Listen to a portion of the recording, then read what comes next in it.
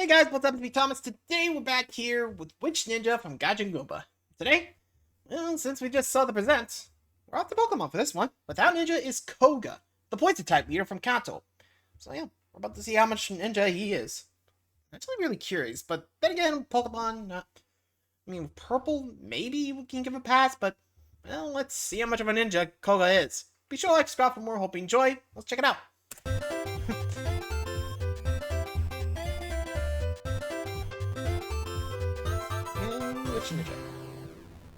No.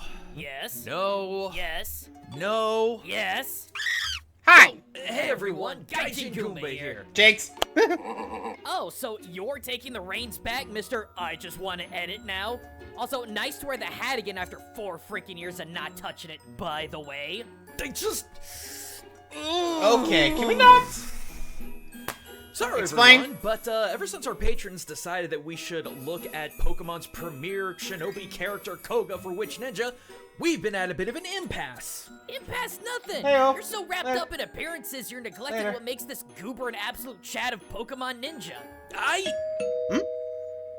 You did not. Did he get another one? Oh, What, again? Felix slip? Sheesh. What is with you and ordering stuff? Do you have access to his card? Really? What is it with you and these furniture sponsors as of late? Says the guy with exactly 1 armchair in his living room. Look, Helix liked working with us so much they wanted to do multiple sponsorships. In fact, Bobby. they even wanted a spot with Glitstock over on the Orc channel. Whoa, you kids won't. Not now, Glitstock. Yeah, hi, let's... Oh, yeah, I forgot he had that Warhammer channel. You gave your last Helix mattress to your Oh, yeah. friends for Christmas, and you've been complaining about your old mattress having no support for weeks now. Helix wanted to be work fair, with you us did that one to more yourself. time and send over a new mattress, so I took the liberty of filling out your sleep test and hooked you up with a new, more supportive mattress. What do you know about my sleeping habits? Back inside sleeper, firm feel preference, occasional back pain, average hot sleeper. Did I miss anything? No. Fair. Go ahead. Now go pull it out of the box, sleep on it, and tell us how it felt. 6.5 hours later. Better. That's really good. And no, I'm not just being coy. I guess Little G really does know me because with the Helix I mean, you made Twilight him. Lux mattress that was suggested after taking the Helix sleep test, for the first time in months, I had a deep, full, uninterrupted 9 hours of rest. And no, I'm not playing this up. I'm being 100% serious. Damn. Man, it's almost like we're the same person or something. Anyway, I forgot how freaking convenient this whole process was too. Not only is that sleep test quick yet effective, the size of the box that my queen-size mattress came in was shorter than me and about as wide as me. Yeah, that thing has a queen-size mattress in it, and it's delivered right to your doorstep at no extra shipping cost to anyone in the US, by the way. And once you get the box in the door, just walk into whatever room you got a frame in, pull the mattress out of the box, cut open the vacuum seal packaging, and just watch that sucker puff up. Ow. But do be careful. Don't be like me and try and open this thing with a bunch of easy to knock over stuff around. Then slap it on your bed frame and wait a bit to let it air out, and you're done. And the Helix Twilight Lux is absolutely firm enough to give me and my wife the back support that we both badly need as we get on in age. But the extra tensile top layer gives the bed just enough plush to give the mattress just enough softness to not feel like we're sleeping on a brick. If you need any, and I mean any kind of bed of any size for any size of person, you cannot go wrong with Helix. So, if you're someone in need of a good night's sleep and want to take advantage of our 27% site-wide President's Day sale just for you guys, hit on my link in the description, take the sleep test for yourself, and never toss and turn in your bed for hours again. Every mattress has a 100-night sleep trial to make sure you're 100% happy with your purchase, and each comes with a 10-year warranty. So, now that you're not so groggy, do you still want to say that Pokemon's Koga is a terrible ninja? Yes. Yep.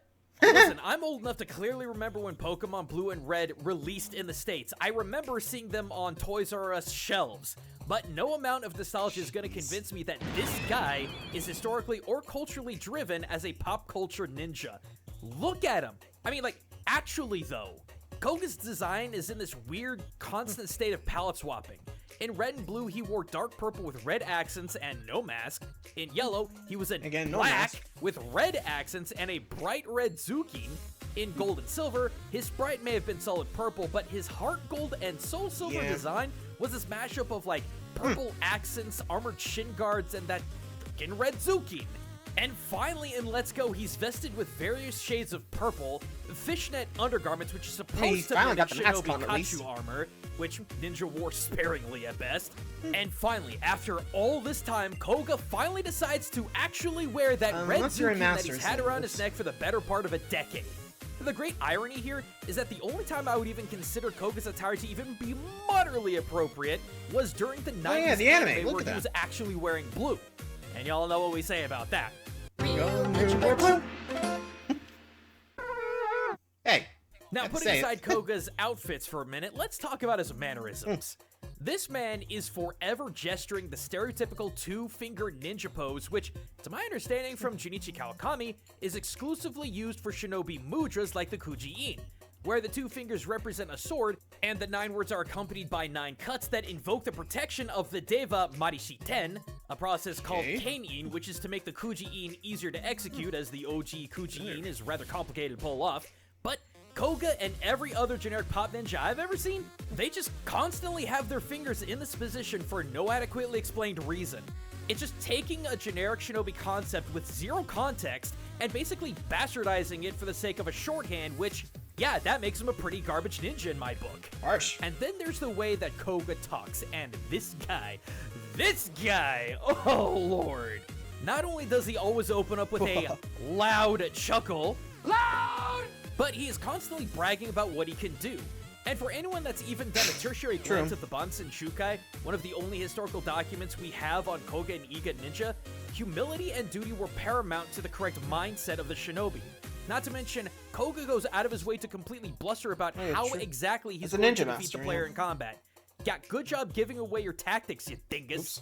Quick side note, it always cracks me up that in the Let's Go series, he always disguises himself as the champ in the making guy who's at the entrance of every gym, and then decides to drop a Bunshin no Jutsu for no adequately explained reason, again, like the guy is flexing. But I hate to tell ya, ninja don't flex, they do the opposite of flex. They keep a low profile. Cause when your enemy knows exactly what you can do, if they're smart, they'll take advantage of it. As for more auxiliary things about Koga that drive me up the wall in terms of being a ninja, let's go back to the anime for a second with the episode Ninja Poka Showdown. Credit where it's due, Ash and the gang are looking for the Fuchsia Gym, with Misty stating, "I can't believe there's a gym out in the middle of nowhere like this."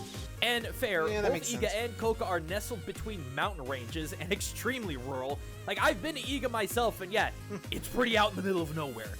But not too far in, the gang enters the manor that makes up the gym and finds themselves hitting trap after trap, with some being more deadly than most ninja trap houses that I've seen, while others simply never existed in a shinobi abode. Glass was not exactly readily available in 1600s Japan.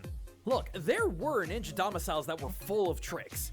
There were Donden Gaishi walls that made for easy escapes. True. There were Keikai Noba peeping holes. There were Shikake Toll trick doors leading outside. There were Monokakushi hidden holding areas. But there were no trick glass walls, or, most of all, explosive-laden floors and ceilings. Seriously, no one rigs their own home to explode, let alone put a minefield in it. Finally, 2 words that got... Well, to be fair, with Pokemon, you don't see a lot of it, boom, or at least smoke bombs. I mean, sure, some Pokemon can smoke screen, but then again, you got yourself a Voltorb, or, I think, a lot of Voltorbs. Well, couldn't anybody like to, boom? Good distraction. So, might give him that for the Voltorb stuff, since it could be, like a really explosive bomb, which they do use. But, yeah, I don't know. Seems a little harsh. Anywho. Got me shaking my head when it comes to Koga. Pokeball, Shuriken. Really? You know what this reminds me of? Like the flamboyant clothing, the bombastic attitude, the bastardization of shinobi practices, tools, and domiciles. It feels like Iga. And I mean modern Iga, and not counting the Iga Ninja Museum, because at least there I got to see artifacts and I learned a whole heck of a lot. I mean everything else in Iga. From the shinobi trains, to the ninjification of everyday commonplace concepts like signs and whatnot, to the colorful cute Iga mascots, to the hidden ninja dummies that can be found literally all over the city, To the mandatory Moe Girl mascot that's mandatory in everything in Japan these days, Makes to sense. Ninja Elvis. Yes, Ninja Ninja Elvis. Elvis. Did I stutter? And before Yes, you anyone did. gets up my backside that I'm raining on people's parade, no, there's nothing inherently wrong with this. It's cute, it's charming, it's absolutely worth a smile, and really it's kind of cool. But it's not historical. And that's kind of the point of this whole show, isn't it? Koga Historical feels like an ninjas. Iga tourist trap. A thick layer of stereotypes and bombast that blindly borrows from ninja concepts, yet does nothing inspiring with them. It's like a ninja funhouse experience wrapped up in a single character, lacking in fundamental historical or cultural concepts that would make a historical accurate character! You good? You done? Yeah, I think so. All right. Cool. Little G, what do you got? My turn. Now, I'll give you that you're not entirely wrong about Koga design-wise being a bit of an overhyped and stereotyped ninja. But there's a bit of nuance to his name that you've completely overlooked. Koga is not Koga in Japan. And you'd think he would be, considering the implications of his name Oh, yeah, being taken the directly Koga from ninja one of the clan. most well-known ninja clans in the country, but Koga in Japan is called Kyo. And I'm Kyo? using this particular kanji here, meaning apricot, rather than any other for a few reasons. One is that Eh? apricot seeds are absolutely packed with amygdalin, which when consumed can cause cyanide poisoning within the body. Ooh. Now, Ninja worked with what they could Again, get, poison, and one yeah. of the best ways of getting poison was obtaining Nature. them naturally through poisonous plants and seeds, with strychnine being a favorite poison of Ninja due to its availability with seeds. And what is Koga/Kyo the elemental gym leader of? Yeah, poison. Secondly, his daughter Janine's Japanese name of Anzu has the kunyomi pronunciation of apricot, while Kyo is the onyomi pronunciation. Please don't ask me the difference between the pronunciations. We're gonna be here all day if I have to explain it. Yeah, makes So, sense. while Koga may be a bit of a bastardized goofball of a ninja, he's got some real ninja inspiration behind him. But that's not even close to what makes this guy a true shinobi. All right, What his makes team. him a true Mononofu is his choice of Pokemon and their abilities. See, if Koga's Pokemon loadout, even back in Gen 1, was as commercialized and stereotyped as Ninja as his design was, you'd think he'd have Pokemon like Hitmonlee, Hitmonchan, and other martial arts related Pokemon, right? But no! Nope. The dude rolls out 2 coughing, a muck, and a wheezing. Seemingly fairly But un-ninja-like, right? wasn't anime But with, like, it's not the Venomon Pokemon and themselves Golbat? that are supremely Weird. ninja, it's the Well, Venomoth strategy. too, don't The forget that. strategy that Koga goes on and on bombastically about in every generation of Pokemon he's in. With Pokemon Stadium 1 and 2 being the outlier, in every generation of Pokemon, Koga is about 2 things. Poisoning the opponent's Pokemon, and either having Pokemon be ultra evasive or incredibly tanky, with most of his Pokemon being hey, the Toxicroak. former, with only his Muck and Coughing/Wheezing being the latter, with Muck having a high special defense, and Coughing/Wheezing having a strong physical defense. Now, what have we always said about historically accurate ninja? They do not fight directly. Heck, Koga True. even says in Gold and Silver that there's Yeah, more they to don't fighting need than direct brute brute force, force. And his Pokemon choices show that strategy. But the moveset of each and every Pokemon has hints of real historical shinobi inspirations behind nice them. there. Allow me to go through a few of Koga's roster lists of Pokemon, and I can show you exactly what I'm talking about. Alright. In Pokemon Yellow, Koga has 3 3 Venonats and a Venomoth, and all of them have Toxic, a poison move that does more and more damage over time, but these 4 also have access to Psybeam and Supersonic. 2 abilities that either have the chance to cause the Confusion status effect, Or or just, just guarantees yeah. the effect. And unlike Stun and Sleep, Confusion stacks with the Poison status. Thus, the ideal situation is that an enemy is having its HP sapped away by Toxic, while also negating enemy attacks and even causing self-harm with Confusion. Makes sense. Now riddle me this. If a ninja is caught and comes in a conflict and must fight, what do you think they're gonna do? Cause Run. confusion. Yeah. And there's a multitude of ways that ninja can do this, such as hitting an enemy with a Metsubushi bomb to blind them, or a Bakuchiku firecracker to overwhelm them audibly. Best case scenario for a ninja in combat is to hit their opponent with a confusion-based jutsu and follow that up with a debilitating poison. Maybe not to kill per se, but at least disorient them. Blow him down, yeah. And ninja have access to a lot of different toxins. And while the enemy is in a pain stupor, the ninja escapes. And Venomoth especially has Yeah, a but jutsu-inspired Tom has ability to do exactly this. Double Team. Described as a move that, quote, creates illusionary copies to raise evasiveness. I mean, if Dude, you've seen the that anime, is yep, literally makes what sense. the Bunshin no Jutsu is all about. Whether it be straw men dressed as the ninja, multiple ninja wearing the same outfit, or moving so fast that a flashbanged enemy would be seen double, a ninja being able to split into multiple different individual forms was an actual jutsu concept with shinobi. And this is just the beginning. Let's look at Koga's muck from, well, every freaking generation of Pokemon. Now, each one of these mucks not only has the toxic move, you know, that ability that causes poison damage that hits harder and harder over time, but it also has Minimize. And you might be thinking, that's a really weird ability to give a Pokemon like Muck, who's already tanky as heck. But if you look at it from a shinobi mindset, it makes all the sense in the world. Because what does Minimize do? Quote, yeah, shrink it. It minimizes the user's size to raise evasiveness. Man, I wonder if there's a jutsu out there that we've talked about at length on this show that does exactly this. Yeah, the Uzura Gakure no jutsu. Seriously, Ball it's them a up, direct protect your vital connection. organs, The whole and make idea them think behind they're the Uzura Gakure is to ball oneself up as small and as tight as possible while limiting breathing and keeping one's heart rate down. By doing so, as long as you have the right colored Shozoku on, in at least low light condition, the jutsu was developed to make the ninja not only look smaller, but also harder to detect, as they may look like a large rock or a bush in a garden or out in the woods. In rural Japan, this was incredibly effective. But again, it's from the same principle, reduce size to be more evasive. Or let's take a really oddball Pokemon Fortress. choice here. Fortress from Gold and Silver. This thing is bug steel, not a hint of poison type to be found. But cast your eyes right down here. Spikes. Spikes. And for those of you that prefer the remake, how about Heart Gold and Soul Silver? Well, now Fortress has Toxic Spikes. Now, what does this move do? Well, Spikes is an ability that, quote, sets spikes to hurt a foe switching out, and Toxic Spikes, quote, lays a trap of poison spikes at the foe's feet. They poison the foes that switch in a battle.